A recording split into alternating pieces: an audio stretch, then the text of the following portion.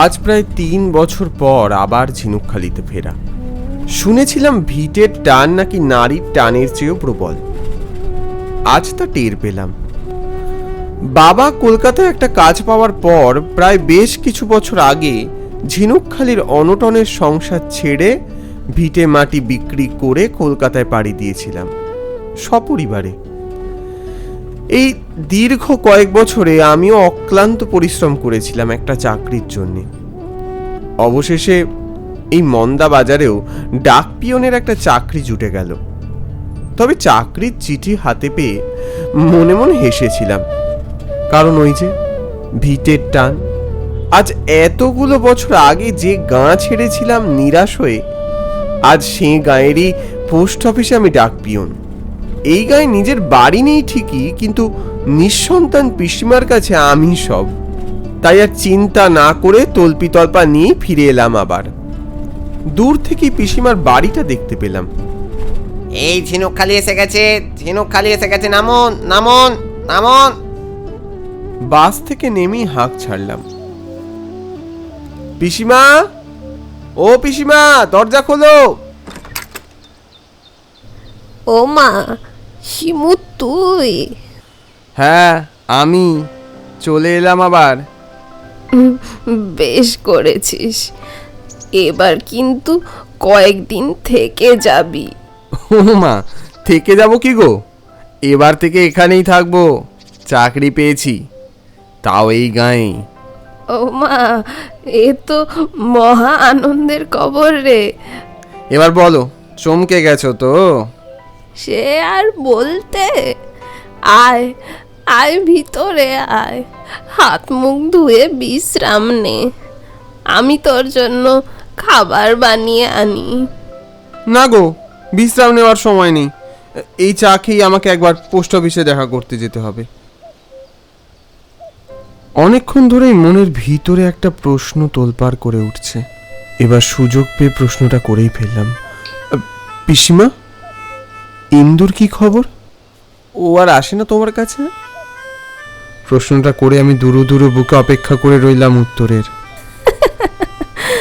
সে কি করে আসবে? গেল বছর অগ্রহায়ণে বিয়ে হয়ে গেছে যে তার। এখন সে গিন্নি মানুষ। এইরকম অনভিপ্রেত উত্তরের অপেক্ষাতেই হয়তো ছিলাম। মনের ভিতরে পাকিয়ে ওঠা সমস্ত উৎকণ্ঠার ঝঞ্ঝা যেন এক মুহূর্তেই থেমে গেল। ইন্দুর উপর আমার কোনো অভিমান নেই। অভিমান হবার মতো দাবি আমি করতেই পারি না। এটাই তো হওয়ার ছিল। মাঝপথে হাত ছেড়ে যে মানুষটা চলে গেছে, তার জন্য কেন বসে থাকবে মেয়েটা? আমি বেরিয়ে এলাম আমার বর্তমানের কাজের ঠিকানায় পৌঁছতে হবে বলে। ঝিনুকখালির এই সাব ডিভিশন অফিসে কাজ তেমন নেই, বুঝলে। এখানে তোমার আদি বাড়ি বলছো, তবে তো ভালোই হলো। সব ঠিকানাই মোটামুটি চেনা তোমার। আজ্ঞে, তা বলতে পারেন, আমার অসুবিধা হবে না। বেশ বেশ, তবে এই ফাইলগুলো একবার চেক করে নিও। এতে কিছু দরকারি কাগজপত্র আছে, আর এই ফাইলে বাতিল কিছু কাগজপত্র আগের পোস্টমাস্টার সুধীর বাবু সব আলাদা করে রেখে দিয়েছে। কিন্তু বাতিল কাগজ ফেলার আগে একবার চোখ বুলিয়ে নিও। হতে পারে দরকারি কিছু নথি ভুল করে ওই ফাইলে চলে গেছে। আচ্ছা, আমি দেখে নেব। খোলা ফাইলটা আমার সামনে টেবিলে হাঁ হয়ে পড়ে রইল। শুধু আমার উদাস দৃষ্টি চেয়ে রইল জানলার বাইরে পুকুর ঘাটে। এমন নাম না জানা পুকুর ঘাটে ফুরিয়ে আসা দিনের আলো মেখে কতদিন বসে গল্প করেছি আমরা। বুনো ঝোপ খুঁজে সামান্য জংলি ফুল কিংবা কাগজি লেবুর গন্ধ, এইসব অতি সামান্য জিনিসে ইন্দু অসামান্য খুশি হতো। আলো মাখা চোখে খুশি খুশি হেসে বলতো, রোজ রোজ এসব আনো কেন আমার জন্যে? আমি কি দিতে পারি তোমায়? আমি মনে মনে বলতাম, এই যে তোমার হাসি, এর থেকে দামি আর কি বা হতে পারে ইন্দু? বলিনি, বলা হয়নি কখনো। জানলা দিয়ে আসা দমকা হাওয়ায় টেবিলে থাকা ফাইলের কাগজগুলো এলোমেলো হয়ে উড়ে গেল। আমি পড়ি কি মরি করে ছুটলাম সেগুলো ধরার জন্যে, তখনই একটা চেনা গন্ধ নাকে এলো। অনেকগুলো বাতিল হওয়া চিঠির মাঝে একটা চিঠি থেকে আসছে সে গন্ধ। আমি সে চিঠিটা তুলে নিলাম, অবাক হলাম হাতের লেখাটা দেখে। এ যে আমার অপরিচিত লেখা নয়, সেই গন্ধটাও খুব চেনা আমার। শিনুদা, আগের দুবার চিঠি পাঠিয়েছিলাম তোমায়, ঠিকানা ভুল থাকায় যায়নি। এবার তথাগতদার কাছ থেকে একটা ঠিকানা পেয়ে তোমায় লিখছি। মামা আমার বিয়ে ঠিক করেছে, সামনের অগ্রহায়ণে আমার বিয়ে। আমি এ বিয়ে করতে পারবো না। আমি জানি নিজের পড়াশোনা নিয়ে তুমি ব্যস্ত, সেই ব্যস্ততার মধ্যে আমার এক ফোঁটাও জায়গা নেই। তবু শিনুদা, আমি আজ নির্লজ্জের মতো তোমার কাছে প্রার্থনা করছি, আমাকে এখান থেকে তুমি নিয়ে যাও। আমার কোনো দাবি নেই, শুধু তুমি আমার এখান থেকে নিয়ে চলো শিনুদা। ইতি, তোমার ইন্দু। আমার বুকের উপর অজান্তেই যেন শত মনের পাথর চেপে বসলো। ইন্দু চিঠি লিখেছিল আমায় ওকে নিয়ে যাওয়ার জন্যে, শুধু ঠিকানা ভুলাবার জন্যে 1 বছর আগের পাঠানো চিঠিটা আজও আমার কাছে এসে পৌঁছতে পারিনি। না না না না না, আমার এই ভুলের ক্ষমা আমাকে চাইতেই হবে। আমি আজকে ওর মামার সঙ্গে কথা বলে ওর শ্বশুর বাড়ি গিয়ে ক্ষমা চেয়ে আসবো। ইন্দুদের বাড়ির সামনে এসে থমকে গেলাম। সদর দরজায় তালা ঝুলছে। বাড়ির চারপাশে আগাছার জঙ্গল দেখে মনে হচ্ছে এ বাড়িতে বহুকাল মানুষের বাস নেই।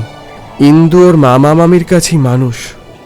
বন্ধ দরজার সামনে সব ভাবছি, তখনই পাশের বাড়ির দরজা খুলে একজন বেরিয়ে এলো। হরেন কাকা। তুমি সোমনাথের ছেলে সীমন্ত না? হ্যাঁ কাকা, কেমন আছেন আপনি? আমার এই চলে যাচ্ছে বাবা। তুমি ভালো তো? তা এত বছর বাদে গাঁয়ে কি করছো? আবার তোমরা ফিরে এলে বুঝি? আগে আমি এই গায়ে পোস্টমাস্টারের চাকরি পেয়েছি। আচ্ছা কাকা, এই ইন্দুদের বাড়িতে তালা দেখছি, ওরা কেউ নেই? ইন্দুর তো কবেই বিয়ে হয়ে গেছে। বিয়ের কিছুদিন পর কি জানি কি হলো, কি কারণে ওর মামারা এ বাড়ি বিক্রি করে চলে যায়। ও ঠিক আছে হরেন কাকা, আমি দেখছি। আমি হতাশ হয়ে গায়ের পথ ধরলাম। এই কতগুলো বছরে যে অনেক কিছু ঘটে গেছে। খানিকটা দূর থেকেই দেখতে পেলাম তথাদা সাইকেল নিয়ে যাচ্ছে। আমার দিকে তথাদা ফিরেও চাইছিল না। তথাদা শোনো শোনো। তথাদা সাইকেলটা নিয়ে দাঁড়ালো। এতদিন বাদে তবে এলি? আসতে যে হতোই, এখানে একটা চাকরি পেয়েছি বুঝলে। চাকরি না পেলে এই গায়ের মুখ দেখতিস না, তাই তো? তুমি তো আমাদের কথা জানোই। তখন যদি কলকাতায় না যেতাম। ও, কলকাতায় না গেলে তোর খুব ক্ষতি হয়ে যেত, সে আমি বুঝতেই পেরেছি। সব ঠিক আছে, কিন্তু আমাদের কাউকে না দিস, অন্তত মেয়েটাকে তো একটা খবর দিবি। জানিস তো কষ্ট পেয়েছে কিভাবে, শুধু তোর একটা ঠিকানা খোঁজার জন্য হন্যে হয়ে ঘুরেছে, তুই জানিস? আমার গলার কাছে বেদনা কেলাসিত হয়ে আসছিল। আমি কোনো মতে বললাম, তুমি জানো ও কোথায় আছে? তথাদা আমার হাতে একটা কাগজ দিয়ে বলল, দেখ, ও আমায় বলেছিল তোকে যেন কোনো দিন না জানাই। পারলে এই ঠিকানায় যোগাযোগ করিস ওর সাথে। তথাগতদা সাইকেল নিয়ে বেরিয়ে গেল। তারপর দিন শেষে অনেক খুঁজে সেই এনজিওর সন্ধানটা পেলাম। ইন্দু এখন ওখানেই কাজ করে, কিন্তু শ্বশুর বাড়ি ছেড়ে এখানে পড়ে আছে কেন ঠিক বুঝলাম না। আপনি কি ইন্দ্রাণী দেবীকে খুঁজছেন?